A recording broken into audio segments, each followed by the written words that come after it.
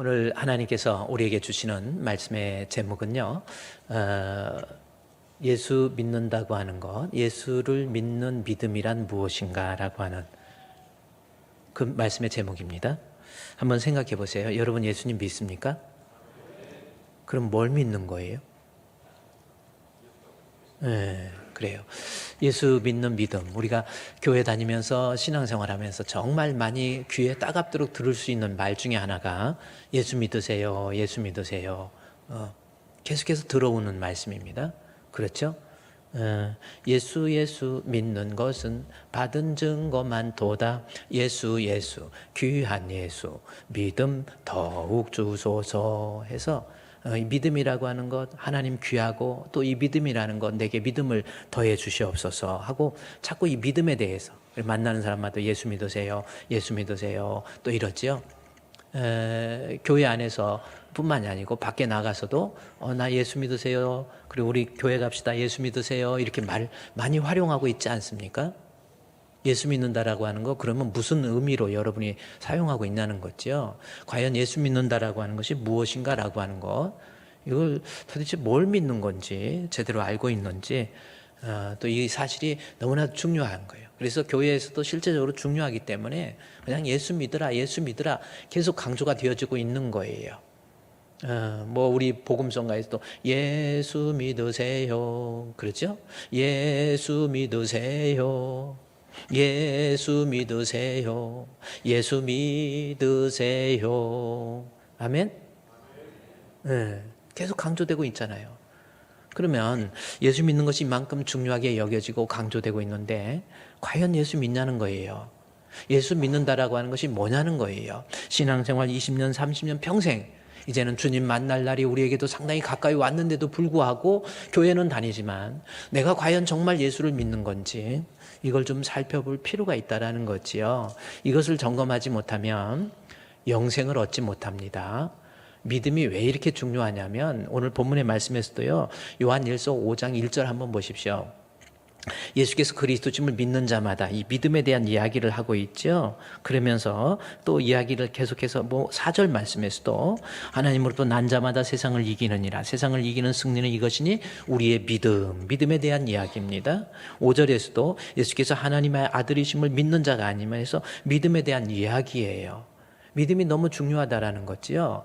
그러면 왜 이렇게 믿음이 중요한지, 왜 이렇게 교회 다니면서 예수를 믿는다는 것이 중요한지 이유가 뭡니까?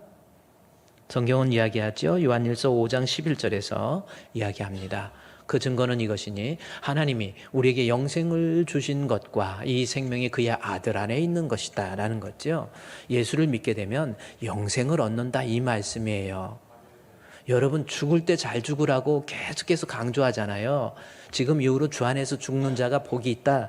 결국 왜 그렇습니까? 죽으면 끝나는 게 아니에요. 천국이 있고 지옥이 있다라니까요. 겁을 주기 위해서 좀 종교적으로 무섭게 하기 위해서 그런 게 아닙니다. 인간이 태어나서 살다가 나이가 들고 병들고 어떤 이유에든 죽게 되면 하나님의 심판이 있고 그 심판 때 천국이 있고 지옥이 있다니까요. 아무리 이야기해도 별 관심이 없어요. 그게 왜 그렇습니까? 영원히 죽어서 그래요. 내가 천국과 지옥의 이야기를 아무리 해도 별 느낌이 안 와요. 이유가 왜 그렇습니까? 영원히 죽어서 그래요. 사람은 원래 하나님께서 살아있는 생명이잖아요. 살아있는 영혼을 우리에게 주었는데 죄로 인해서 영혼이 죽어버린 거예요.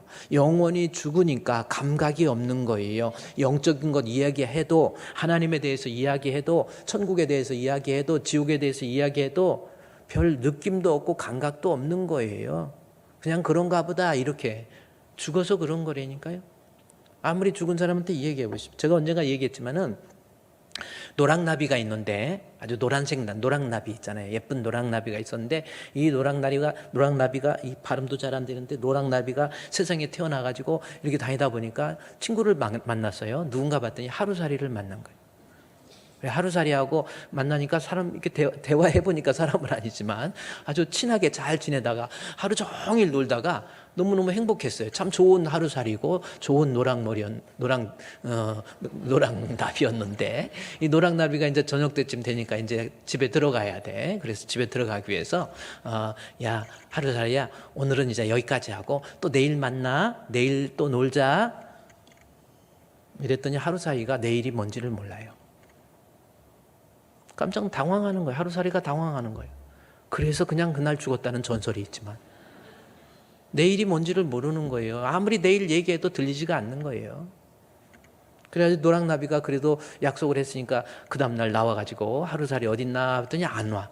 그래서 아유 어떻게 됐나 해가지고 그 대신 또 다른 걸 사귀었어요. 누군가 했더니 이번엔 제비를 사귀었네. 강남 제비 말고 그냥 그런 제비를 사귀어가지고 제비를 만나가지고 제비랑 이야기를 나눠 보니까 아주 좋은 제비에서 너무너무 좋은 거예요. 행복한 거예요. 그래서 하루 종일 놀다가 우리 내일 만나자 그랬더니 제비도 그래 내일 만나자 그러는 거예요. 내일 만나자. 그 다음 날도 만나. 그 다음 날도 만나. 아주 친구가 너무 좋아진 거예요. 그러다가 보니까 어느 날 이제 또 제비가 그러는 거예요. 날씨가 살살살살 부르니까 살살해지니까 노랑나비야. 오늘 이제 내가 좀 멀리 가야 되거든. 그래서 우리 내년에 만나자 그런 거예요. 노랑나비는 내년이 없습니다. 그러니까 내년 이야기를 아무리 해도 못 알아듣는 거예요. 그래 제비가 강남에 갔다가 이제 올라와서 와 지금 노랑나비를 찾으니까 없어. 그래 아무리 찾다가 없어가지고 같이 만날 저기도 없고 그래가지고 드디어 어떻게 다 놀다가 이 제비 둥지에서 떨어져가지고 다리가 부러졌어. 그랬더니 사람이 나타나가지고 그 다리를 이렇게 싸매주고 저기 하고 하는 거예요. 이름은 흥부고. 그래서 싸매주고 하다가 사람하고 친해졌어요. 그래가지고 놀다가 같이 만나고 놀고 같이 먹이도 주고 하다가 한참 있다가 또 그러면 내년에 만나자 해가지고 제비가 또 가요. 갔다가 또 다음에 왔더니 그 사람이 있어요 없어요? 있어. 또 만나. 그 다음에 몇 년 동안 같이 만나다가 나중에 이제 그 사람이 나이가 들어가지고 죽을 때가 돼가지고 제비야 이제는 다음 세대에서 만나자. 제비는 아무리 생각해도 다음 이런 세상이 없는 다음 세상에서 만날 수가 없는 거예요. 교회에서 신앙생활하면서 목사님이 영적인 거 자꾸 이야기하고 천국에 대해서 지옥에 대해서 지옥 가면 안 된다고 자꾸 얘기해도 별로 그냥 안 들리는 이유 허물과 죄로 죽었던 너희 죽으면 안 들려요. 여러분 영적으로 죽으니까 천국에 대해서 지옥에 대해서 얘기해도 별 감동이 없어요. 영적으로 이게 생명이 되잖아요. 천국과 지옥에 대해서 살다가도 섬찟 놀라면서 내가 이러다 정말 지옥 가면 어떡하나. 예수를 믿어야 영생을 얻습니다. 어때 감각이 좀 옵니까? 어때 한번 빠져보겠습니까? 예수 믿으면 영생을 얻어요. 그래서 본문 요한일서에서 계속 믿음 이야기하다가 요한일서 5장 11절에 왜 이렇게 믿음을 강조하냐면 증거가 이것인데 하나님이 우리에게 영생을 주신 거 영생인데 그 영생은 그의 아들 예수 그리스도 안에 있는 생명이란 말이에요. 예수 믿어야 영생을 얻고 예수 믿어야 천국 갑니다. 믿으시면 아멘. 그래요. 아무리 얘기해도 그게 느낌이 안 오면 여러분 영원히 죽었다. 허물과 뭘로 죽어요? 허물과 죄로 죽은 거라는 거 빨리 인식하세요. 죽은 사람 얼굴에 침을 뱉어도 별소리 해도 듣지도 않아요. 얼굴에 침 뱉어도 아무 말 안 해요. 영적으로 죽어버리니까 죄로 인해서 죽어버리니까 별로 교회에 대해서 관심도 없고 뭐 이런 거 아닙니까? 믿음이 얼마나 중요한데요. 우리 주분교회 성도들 모두가 다 예수 믿어서 영생을 얻을 수 있는 정말 알곡된 우리 성도 되시기를 주의 이름으로 축원드립니다. 아멘. 그래요. 예수 믿는 믿음이 있어야죠. 그래서 교회에서 계속 강조하는 것이 예수 믿으세요. 예수 믿으세요. 예수 믿으세요. 그러는 거예요. 우리 한번 주변에 인사하면서 예수 믿으세요 한번 합시다. 옆에 사람 예수 믿으세요. 예수 믿으세요. 예수 믿으세요. 그만큼 예수 믿는 믿음이 중요하고 예수 믿는 믿음이 그만큼 우리에게 영생에 있어서 필요한 건데, 그러면 예수 믿는다고 하는 것이 뭐냐는 거예요. 도대체 예수 믿는 게 이 믿음이 없으니까 여러분, 그래서 제가 이 마커스 보그라고 하는 사람이 쓴 책에 기독교인의 심장이라는 책, 제가 일전에 한 3주 전인가 소개해 드렸죠. 그 책에 보면 기독교인의 심장, 여러분 어디 가면 당신 종교 뭡니까 하면 기독교 쓰지요.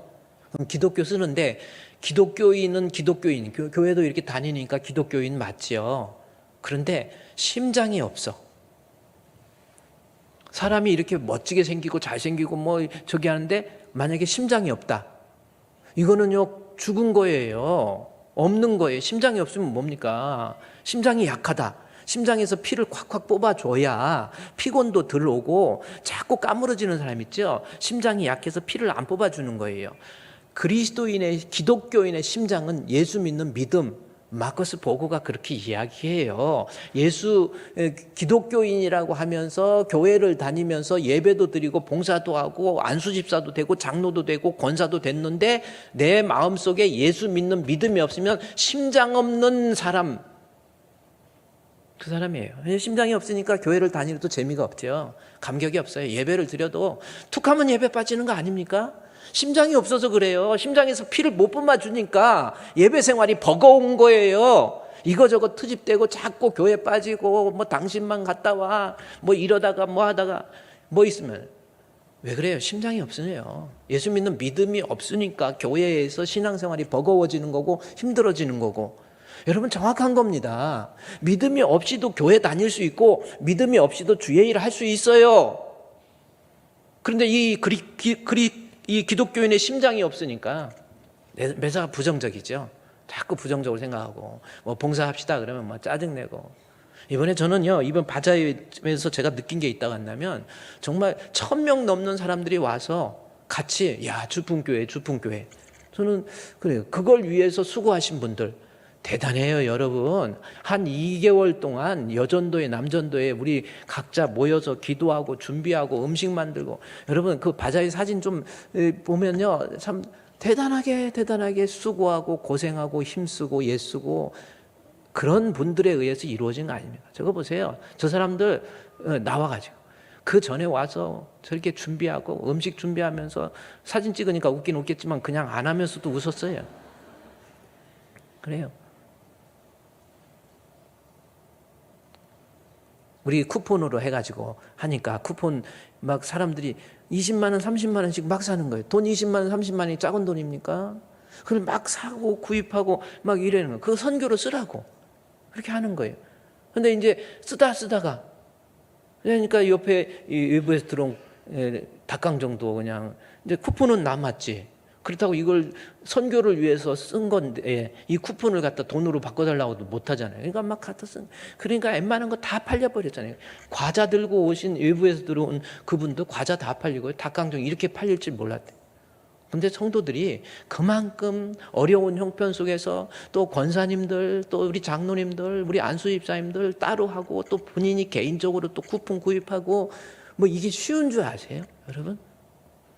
그리고 쿠폰이 하다가 남으니까 그 다음 주일날은 이제 식당에서 식사할 때 그 쿠폰 사용하는데, 그래서 이 쿠폰도 다 쓰게 하려고 우리 집사님 중에서 또 밥만 하지 말고 우리 또 이 샌드위치를 만들자 해가지고 샌드위치 만들어가지고 힘들게 자기 돈 들여서 구입해가지고 몇십만 원 들여서 구입해가지고 샌드위치 만들어서 그걸 또 선교를 위해서. 여러분 카페에서 커피 파는 거 그거 가지고 커피 장사하는 거 아닙니다. 정확히 그분들 다 자기가 헌신하고 수고해서 봉사해서 커피 만들어서 파는 거예요. 조금 늦게 나온다고 화내면서 집어던지고 그런 사람 우리 교회는 없겠지요. 본인은 하나 그만큼 헌신해 봤습니까? 근데 그게 헌신할 그만큼 하려면요, 이 심장 배터리가 있어야 돼. 배터리가 없으면요, 이게 되지를 않아요. 기독교인에게 있어서 이 심장 배터리는 뭐냐면 내 마음속에 예수를 그리스도로 믿는 믿음이 있어야 일이 즐겁고 행복하고 늘 긍정적이고 늘 뭐 주를 위해서 찬양도 하고 그래요. 시험 웬만한 거 가지고 시험 안 듭니다. 심장이 없으니까 몸이 약해지니까 심장이 약한 사람 있잖아요. 심장 약한 사람이 자꾸 몸이 약해지니까 병 걸리고 자꾸 마음도 약해지고 뭐 이런 거 아닙니까? 기독교인의 심장은 예수를 그리스도로 믿는 믿음이에요. 여러분 그 심장이 있습니까? 이 심장이 없거나 심장이 약하니까 자신이 부패되는 거 아닙니까? 긍정적이지를 못해요. 교회도 얼마만큼 언제까지 다닐지 모르겠어요. 죽을 때 결국은 예수 부인하고 예수 믿는 믿음 포기해버리고 그거 같이 불쌍한 사람이 없다라는 겁니다. 한번 여러분 오늘 이 아침에 한번 생각해 보세요. 우리 교회에서 계속 예수 믿으세요, 예수 믿으세요. 예수 믿는 믿음이 너무 중요해요. 예수 믿어야 천국 갑니다. 그렇게 하고 있잖아요. 여러분 기독교인으로서 심장 있습니까? 한번 여기 가슴에 손 대보세요. 심장 뛰고 있습니까? 만약에 심장이 안 뛴다고 생각해 보세요. 그때부터 몸이 썩기 시작하는 거예요. 예수 믿는 믿음 없으니까 교인으로서 썩어가기 시작하는 거예요. 매사를 그냥 부정적으로 생각하고 그냥 힘이 드니까 사람이 약해지니까 주의 일 하려니까 힘들어요. 나중에는 예배 생활도 힘들어져요. 주일 예배 참석하는 것도 버거워가지고 툭 하면 예배 빠지고 내가 이렇게 교회 나가야 되나? 그래 교회 나오라고 자꾸 하면은 그 소리 듣기 싫어가지고 목사님 나 간섭 없는 데서 조용히 신앙생활 하고 싶어요. 영혼 죽어가는 거 생각하세요. 우리 주풍교회 성도 내 안에 믿음입니다. 예수를 그리스도로 믿는 믿음 가운데 거할 수 있는 우리 주풍교회 성도 되시기를 우리 주님의 이름으로 축원드립니다. 믿는 자에게 항상 있어야 될 것, 고린도 교회에도 데살로니가 교회에도 너희가 항상 지녀야 될 것, 믿음, 소망, 사랑, 이 세 가지는 항상 있어야 돼요. 여러분의 마음속에 이 믿음의 심장, 이것이 항상 뛰고 있어야 돼요. 그러면 도대체 기독교인에게 제일 중요한 것이 믿음이라고 그랬는데 도대체 예수 믿는다라는 게 무슨 뜻인가라고 하는 겁니다. 자, 본문에 보십시오. 5장 5절에서 예수께서 하나님의 아들이심을 믿는 것으로 표현하고 있어요. 예수님이 하나님의 아들. 우리의 이 말씀은 5장 1절에서는 뭐로 표현하고 있냐면 예수 믿는다라고 하는 것이 뭔가 예수께서 그리스도심을 믿는 자라고 표현하고 있어요. 그러면서 5장 5절부터 제가 한 장으로 묶어서 5절, 6절, 7절, 8절을 묶어서 보면 도대체 예수 믿는다라고 하는 것이 무엇인가라고 반드시 예수를 믿어야 되는데 예수 믿는다라는 것이 무엇인가라고 하는 것을 본문에서 표현해 놓고 있다라는 겁니다. 자, 여러분 예수 믿는다면 첫 번째 5절에서 예수께서 하나님의 아들이심을 믿는 자 이야기하면서 6절에 예수 믿음의 첫 번째 의미는 물로 임하신, 그리고 두 번째 의미는 피로 임하신, 세 번째는 성령의 증언이라고 하는 것이 나오죠. 이 말씀. 그래서 물과 피로 임하신 예수님을 성령께서 증언해 주신다라고. 다시 말해서 물과 피로 임하신 예수님에 대한 확고함을 다시 한번 강조한 성령께서 하나님이 보증해 주시는 것, 증언으로 이야기하죠. 그러면서 이 성령의 증언은 성령은 진리라고 해서 증언하는 이가 이제 셋이라는 말로서 성령을 앞으로 끌어와요.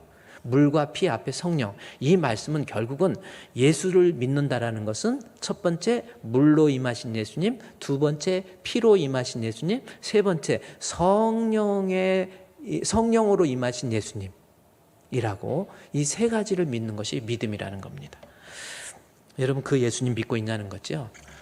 정말 죽을 때까지 이 말씀이요. 내가 그러면 예수님 믿는다는 것 첫 번째 의미 물로 임하신 예수님이라는 겁니다.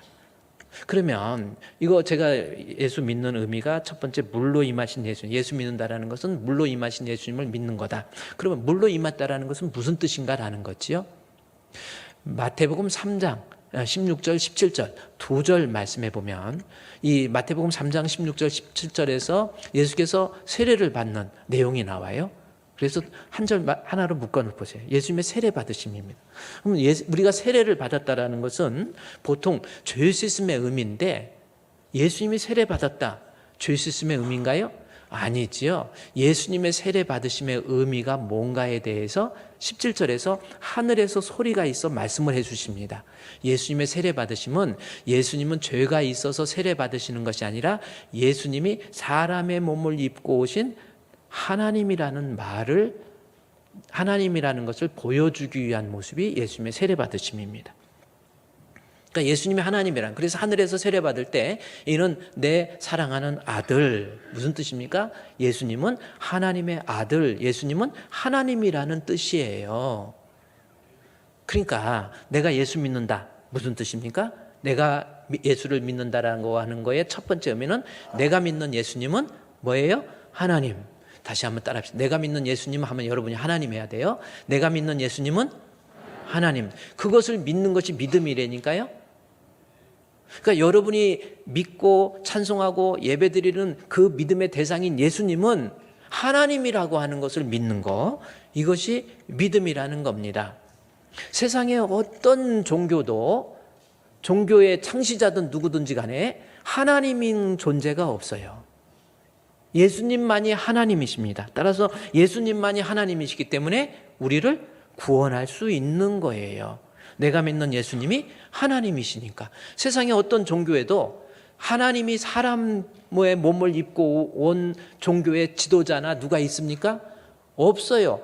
누구든 다 부정모의 어머니 있고 아버지 있고 부정모혈에 의한 출생, 그 사람이 좀 성인답게 착하게 의롭게 도덕적으로 살아서 신으로 만들어진 것이지 본질이 하나님이 아니에요. 예수님만이 그 본질이 하나님이십니다. 이 사실을 믿는 것이 믿음이에요. 아멘. 예수님은 하나님이심을 믿으시기를 바랍니다. 근데 이게 말이 그러죠. 그래, 예수님이 하나님이라는 거예요. 하나님이어야만 우리를 구원할 수 있는데 결국 예수님이 하나님이다. 이게 믿어집니까? 잘 안 믿어지죠. 예수님이 하나님이라는 거. 어떻게 이게 말이 돼? 근데 이거를 진짜 안 믿은 사람이 하나 있어요. 가장 예수님의 탄생을 통해서 예수님 가장 가까이에서 있으면서 예수님이 하나님인 것을 안 믿은 사람이 있습니다. 그 사람이 누구예요?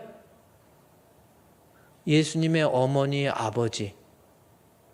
하나님은 안 믿었어요. 예수님이 하나님이라는 걸 안 믿어요. 근데 마리아는 그래요? 처녀의 잉태라고 하는 것을 강조하잖아요. 그러니까 마리아 입장에서는 자기 자신이 정말 알잖아요. 자기 자신이 이 성령으로 잉태한 것을 천사의 고지를 통해서, 수태 고지라고 그러죠. 고지를 통해서 알게 되고 이 임신이 된 것을 자기는 알잖아요. 그래서 마리아는 성령으로 잉태된 것을 알고 있었는데 그 옆에서 요셉은, 약혼했던 요셉은 하나님이라는 거 못 믿어요. 저 같아도 못 믿었을 것 같아요. 그 내용이 어디냐면요, 예수님이 그래서 마태복음 1장, 2장, 3장에서 예수님이 하나님 되심을 강조하기 위해서 나중에 세례를 통해서 예수님은 하나님이다 라고 하는 것을 하늘에서 소리가 있어 말씀해 주시는데, 이것은 예수님이 하나님이라는 것을 도저히 믿지 못했던 마태복음 1장 18절 말씀부터 한번 보면요, 예수님의 나심은 이러하니라. 보세요. 예수님께서 태어난, 그런데 그의 어머니 마리아가 요셉과 우리의 약혼과 틀리는 겁니다. 유대인의 결혼 예식은 약혼과 결혼 사이에 1년의 갭이 있어요. 그런데 약혼을 했을 때에는 부부 관계가 전혀 없습니다. 이것은 만약에 약혼하고 부부 관계가 있었다, 율법에 의해서 그것은 간음죄가 돼버려요. 돌에 맞아 죽습니다. 그래서 본문에서 강조하죠. 예수님의 나심, 예수님의 출생을 통해서 예수님이 어떤 분인가. 요셉과 아기가 태어나려면 부모와 엄마와 아빠가 있어야 되는데, 요셉은 약혼하고 동거하기 전에 예수님은 성령으로 잉태된 거라는 거예요. 이거 요셉이 인정할 수 있을 것 같아요. 마리아는 자기 뱃속에 이렇게 그걸 아니까 아는데, 자기가 어떤 남자도 만난 것을 아닌 걸 자기가 알잖아요. 그래서 마리아는 아는데 요셉은 이 여자가 아무래도 나를 속이는 것 같아, 나 말고 다른 남자 만난 것 같아, 충분히 의심할 수 있지요. 아무리 해보세요. 저기 해보세요. 그래서 요셉이 마태복음 1장 18절에 성령으로 잉태되는 거라는 말을 듣고 19절에서 뭐라고 하는지 아세요? 아이, 그게 말이 돼? 에이, 어떻게 성령으로 잉태돼? 말이 안 돼. 그래서 남편은 의로운 사람이에요. 여기서 의롭다라는 것은 율법에 충실하다라는 거예요. 율법에 의해서 결국은 아내 될 이 여자가 부부관계 이전에 다른 사람과의 관계를 통해서 아이를 가졌다고 보기 때문에 돌에 맞아 죽을 것 같지요. 그래서 그래도 율법에 충실한 사람으로서 이 여자를 그래도 목숨만은 보존해 주고 싶다라는 마음이 있어가지고 그냥 조용히 드러내지 않고 그냥 이제 그만두자 하고 끊으려고. 그래야 돌에 맞아 죽지는 않고 어디 가서 도망가서 살든지. 그러니까 지금 요셉은 예수님에 대해서 성령으로 잉태됐다라는 거 본인은 못 믿어요. 여러분 같으면 믿겠습니까? 갑자기 사귀고 있는 여자가 아직 있는데 갑자기 배가 이렇게 쭉 올라와. 그러면서 뭐 돈가스 먹고 있는 이래요. 그러면 이게 웬일인가 물어봤더니 몰라. 그랬더니 이제 그래서 산부인과에서 검사했더니 임신이 나온 거예요.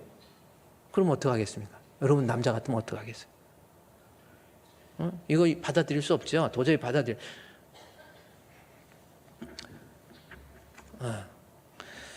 도저히 받아들일 수 없죠. 그래서 요셉도 마태복음 1장 18절 19절에서 보세요. 요셉은 드러내지 않고 못 받아들여요. 그런데 놀라운 사실 20절에 나와 있습니다. 이 일을 생각할 때에 주의 사자가 현몽하여 이르되 다윗의 자손 요셉아 내 아내 마리아 데려오기를 무서워하지 말라라는 것. 그러면서 요셉에게 그에게 잉태된 자는 성령으로 된 것이다. 요셉에게 가르쳐줘요. 요셉이 이해를 했습니까? 못했습니까? 못 믿죠. 그에게 성령으로 잉태된 것이다. 이렇게 말씀을 해주세요. 그러니까 요셉 입장에서는 마리아 자기 아내들 이 여자가 임신한 것이 성령 하나님께서 사람의 몸을 통해서 요셉의 자리에 성령 하나님이 개입해 주셔서 이렇게 성령으로 잉태됐다라고 하니까 믿지를 못할 일이잖아요. 그런데 이 말씀이 쭉 내려가서 마태복음 1장 20절에서 쭉 내려가면서 마지막에 요셉의 마음에 심리적인 변화가 일어나요. 어떤 변화냐면 24절 25절 말씀에서 보면요. 요셉이 잠에서 깨어서 일어나서 주의 사자의 분부대로 행했다라는 말씀이 나옵니다. 그럼 이 말씀은 무슨 말씀이에요?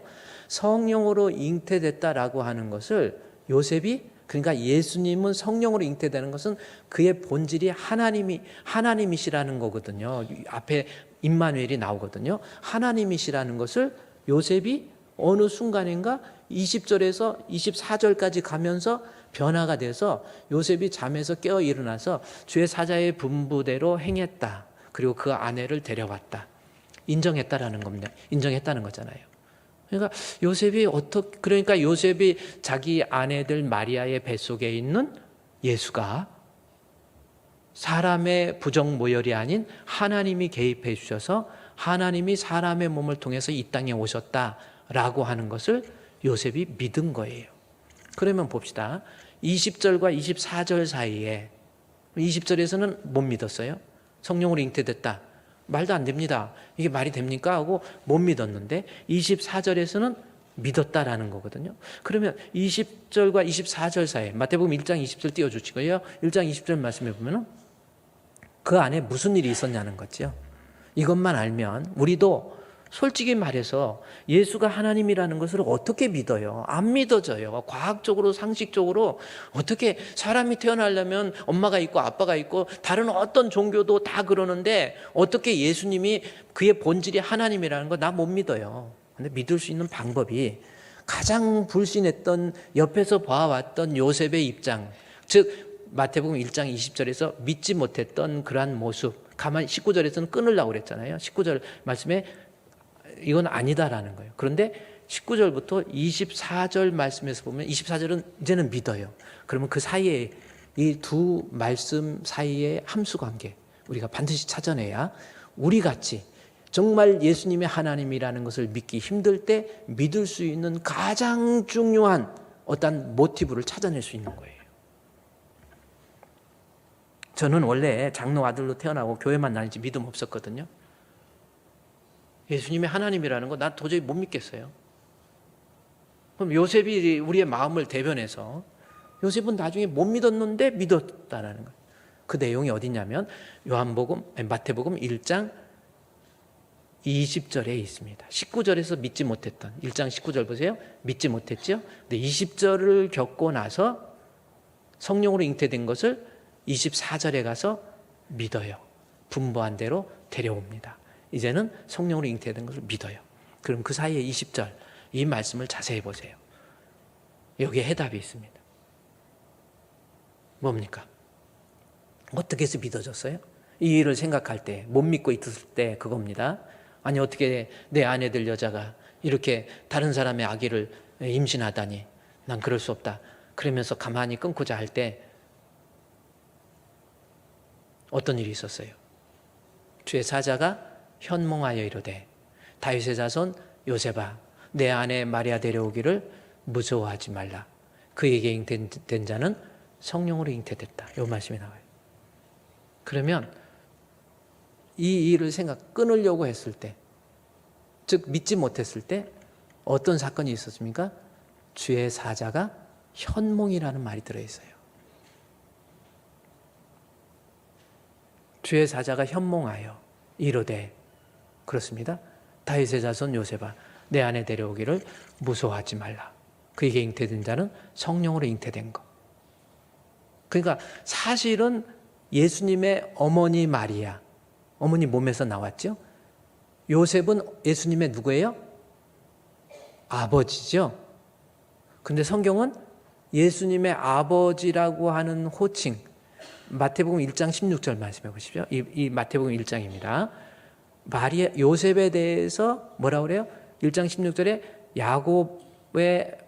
야곱은 마리아의 남편 요셉을 낳았다. 마리아의 남편 요셉을 낳았으니 마리아에게서 그리스도라고 칭하는 예수가 나니라 그랬어요.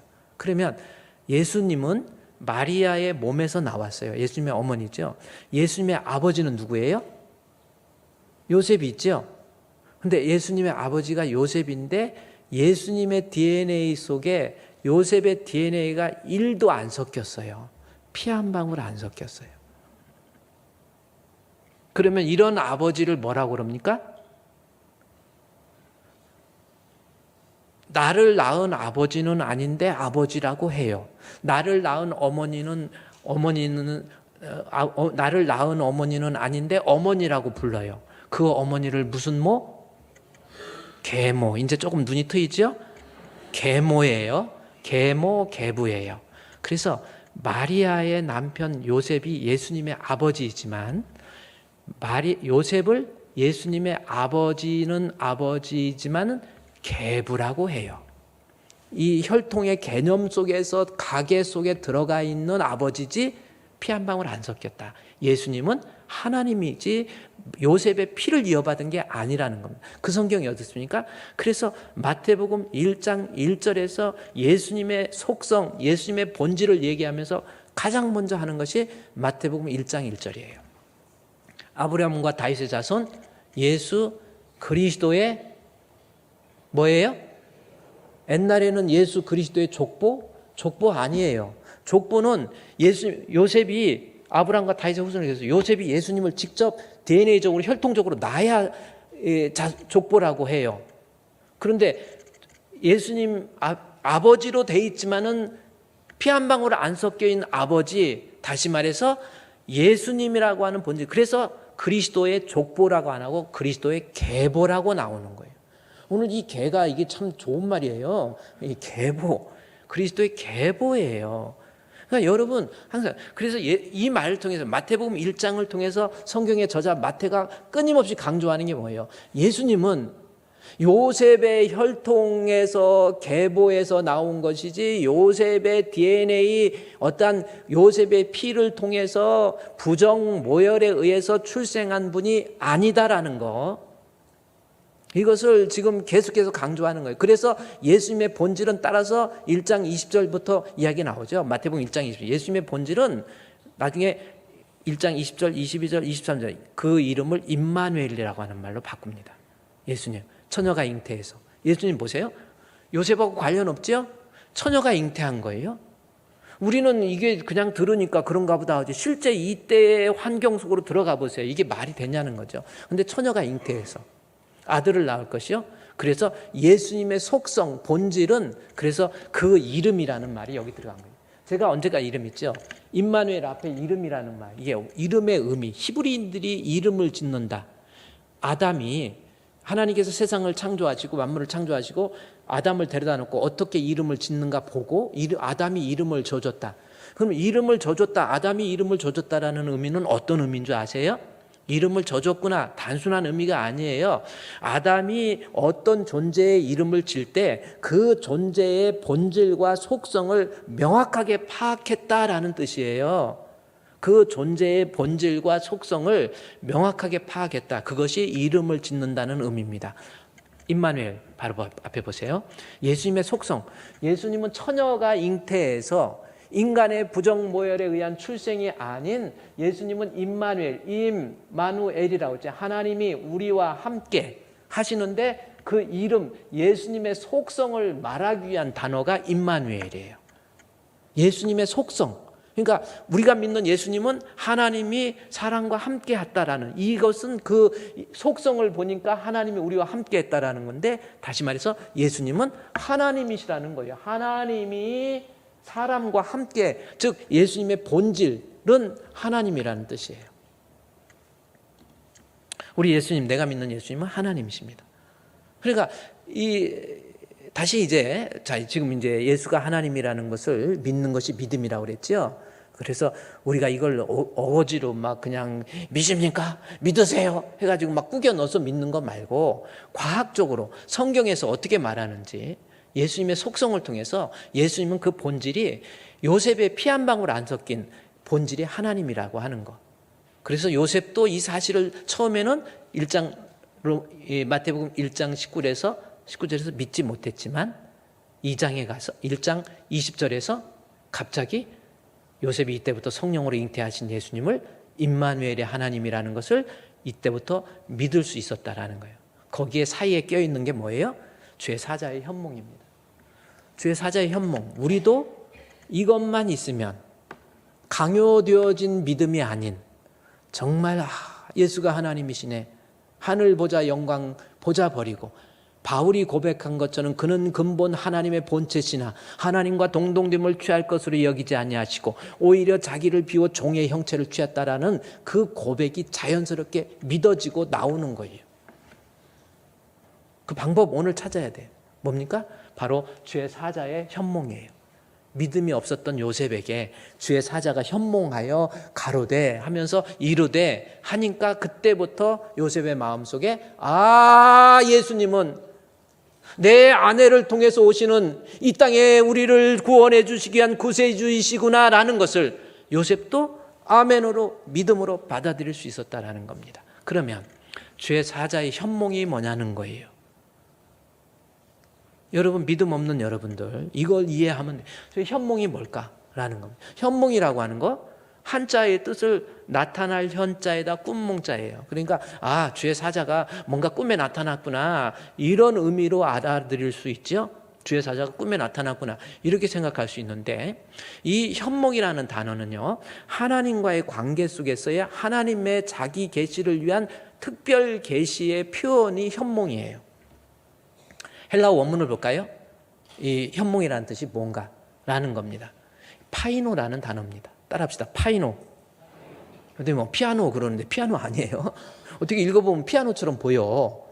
파이노라는 단어입니다. 근데 이 파이노가 무슨 뜻이냐면, 이거 있으면 우리도 예수가 그리스도인 것이 믿어진다니까요. 우리 억지로 그냥 강제적으로 그냥, 아니면 분위기 속에서 그렇게 믿는 믿음 말고, 나도 예수가 하나님이시여, 예수가 하나님이셔, 그래서 우리를 구원할 수 있어 라고 마음껏 고백할 수 있는 힘, 바로 파이노가 있어야 돼요. 주의 사자의 현몽, 하나님의 특별 계시라는 겁니다. 하나님의 특별 계시, 이제 지금 사실 신약 성경 마태복음 사복음서를 구약으로 원래 보는 거예요. 신약은 예수님께서 이 땅에 오셔서 그 다음에 이제 사도행전부터가 사실은 신약이고요. 마태, 마가 이 사복음서까지는 구약으로 이제 보는 겁니다. 자, 어쨌든 그래요. 그건 그렇다 하더라도, 그러면 예수님의 주의 사자가 현몽하면 나도 우리에게 주의 사자가 현몽하여 나에게 말씀해 주시면 나도 예수가 하나님이신 것을, 예수님이 그리스도이신 것을 흔들리지 않는 굳건한 믿음 가운데 나도 세워질 수 있어서 요셉처럼 예수님의 진정한 아버지로서 감당할 일을 다 감당하잖아요. 자, 그러면 주의 사자의 현몽이 뭐냐는 거죠. 자, 다시 20절 말씀. 자, 주의 사자의 현몽이 이 파이노라는 단어인데 하나님의 특별 계시라는 겁니다. 하나님의 자기 계시라고 하는, 하나님의 일반 계시 있잖아요. 일반적인 어떤 자연 현상이나 이런 것을 통해서 보여주는, 하나님의 하나님 되심을 보여주는, 리빌 계시해 주시는 것을 일반 계시라고 그러고, 하나님의 특별 계시 중에서 가장 중요한 특별 계시가 하나님의 말씀이거든요. 기록되어진 66권의 성경을 특별 계시라고 그래요. 그리고 아까 얘기했듯이 구약 시대에 하나님께서 구름 가운데 혹은 떨기나무 가운데에서 또는 번개와 우레 소리를 통해서 하나님께서 어떤 특별한 계시가 있었는데, 여기 현몽이라고 하는 것이 하나님의 특별한 자기 계시예요. 그런데 이 특별한 자기 계시를 다시 마태복음 1장 20절에 주의 사자의 현몽입니다. 주의 사자의 현몽. 그럼 주의 사자의 현몽이 뭐예요? 좀 더 쉽게 얘기하면 뭐예요? 성령, 하나님의 영에 의한 꿈 가운데 하나님의 특별 계시, 그거예요. 즉 성령의 개입을 통해서, 다시 이제 좀 쉽게 얘기하면 요셉과 같이 도저히 받아들일 수 없고 상식적으로 과학적으로 이해가 안 간다 할지라도 성령의 개입이 있으면 이 사람도 예수를 하나님의 아들로, 내 DNA가 아니라 하나님의 아들로서 예수를 그리스도로 믿을 수 있는 거예요. 그러면 오늘날 저와 여러분 마찬가지 아닙니까? 왜 교회 다니면서 아직 믿음이 없죠? 성령의 개입이 없어요. 그러니까 문자적으로는 알아. 예수님은 성령으로 잉태돼서 사도신경 외우라고 그러면 뭐 얼마나 잘 외우는지 몰라요. 전능하사 선지를 만드신 하나님 아버지를 내가 믿음, 아주 습관적으로 외워갖고 중간부터 시키면 몰라. 의미 없이 외웠다라는 거예요. 그 외아들 우리 주 예수 그리스도를 믿사오니 하면서 예수님에 대해서 이야기를 해요. 이는 성령으로 잉태하사, 그렇죠? 성령으로 예수님이 하나님인데 그거 고백은 해요. 문자적으로는 알아요. 그런데 진짜 예수님의 하나님이시고 그 내가 믿는 예수님의 하나님이시다라고 하는 것을 마음속 깊은 곳에서 확신 가운데 거하지 못하는 이유, 바로 성령의 개입이 내 안에 이루어지지 않았기 때문에. 우리 가운데 성령이 임하잖아요. 하나님을 아버지라고 고백할 수 있는 힘이 생겨요. 씻겨서가 아니라, 그것이 로마서 8장 14절, 15절, 16절 말씀, 로마서 8장 16절 말씀에 보면은 우리가 성령이 친히 우리의 영, 원래는 이게 혼으로 번역돼야 되는 거예요. 성령이 친히 우리의 정신, 혼과 더불어서 함께 우리가 하나님의 자녀인 것을 증언해 주셔요. 자, 내가 하나님이 나의 아버지라, 내가 자녀라니까 하나님 나의 아버지인 것을 내가 아무리 고백할래도 안 돼. 그런데 성령이 내 가운데 개입하시면 하나님을 향해서 아빠! 그 다음 절 말씀 뭐예요? 증언해 주시니까 그 앞 15절 말씀해 보죠. 하나님을, 이 15절 말씀 뭐라고 그랬습니까? 같이 읽겠습니다. 시작.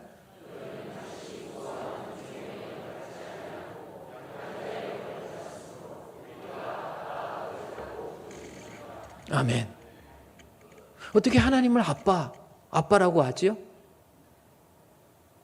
어떻게 하나님을 아빠라고 하느냐? 이거 도대체 이해가 안 가는 거예요. 그러나 성령이 개입해 주시면, 너희가 무서워하는 종의 영을 받지 아니하고 양자의 영, 즉 성령을 받으니까 우리가 하나님을 향해서 아빠, 아버지라고 부르짖는다. 칼레오 부르짖는다라는 것은 확신 있게 당당하게 말하는, 그냥 아버지 아닌 것 같은데 아닌 것 같기도, 이게 아니에요. 우리 아버지, 당연한 게 우리 아버지라고 고백할 수 있는 힘이 성령의 개입이에요.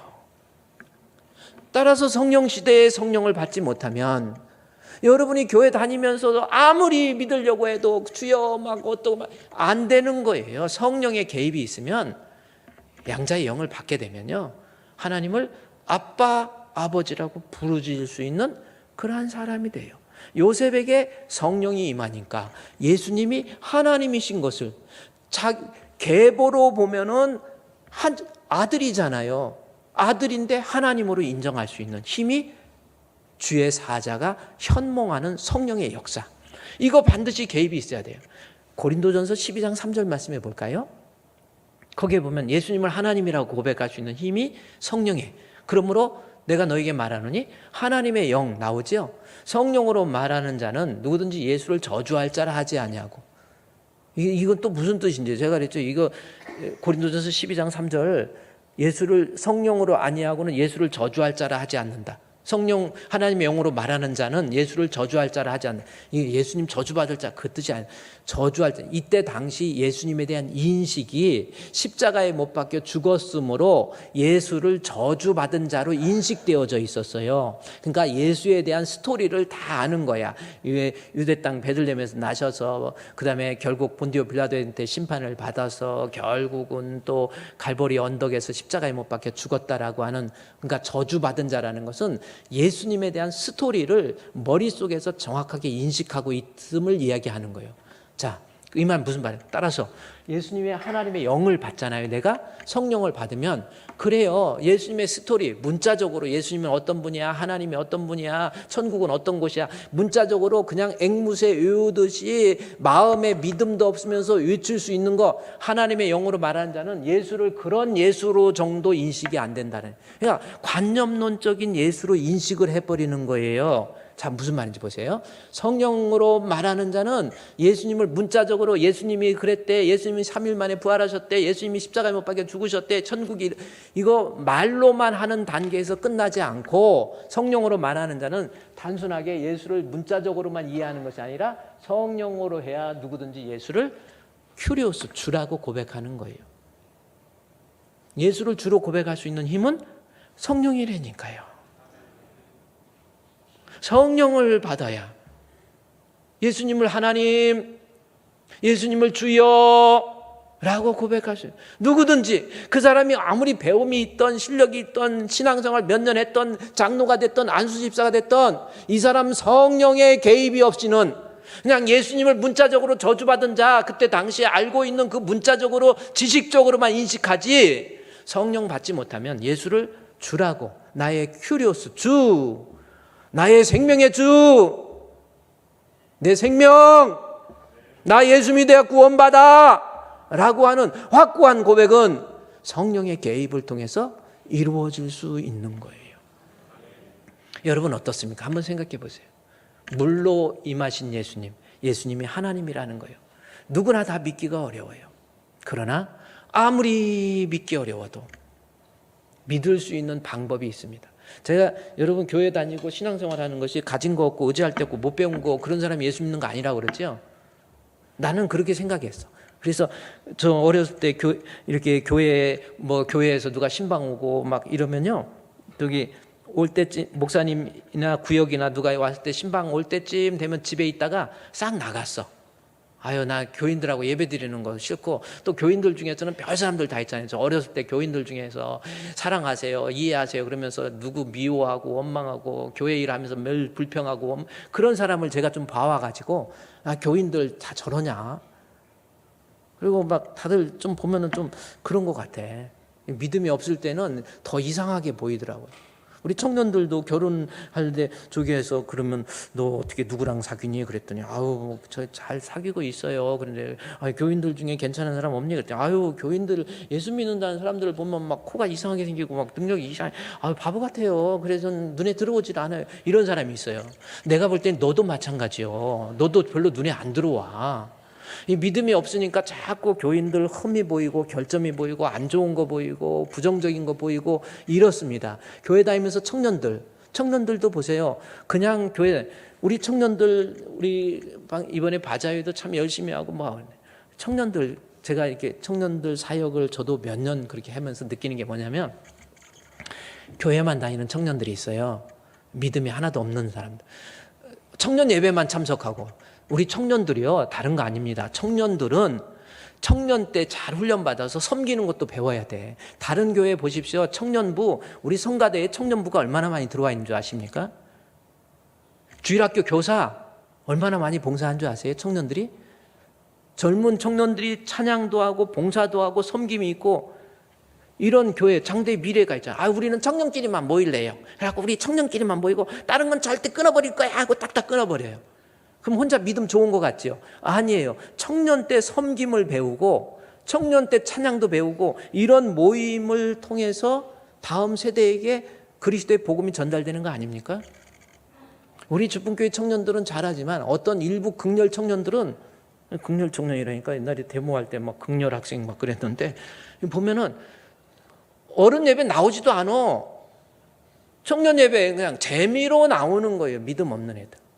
재미로 나와가지고 청년들 간데 폼 잡고 다니고 뭐 이러고 있다가 어른 예배, 수요 예배를 한번 나옵니까? 심야 기도를. 비전 없어요. 미래 없어요. 성령의 개입이 없는 사람들 신앙생활을 해보세요. 툭하면 교회 빠지고 그거 안 되는. 영원히 잘 돼야 범사도 잘 되지요. 청년들 보세요. 꺼드럭거리고 이러고 다니는 청년들 치고 나중에 끝이 좋은 애들이 없어요.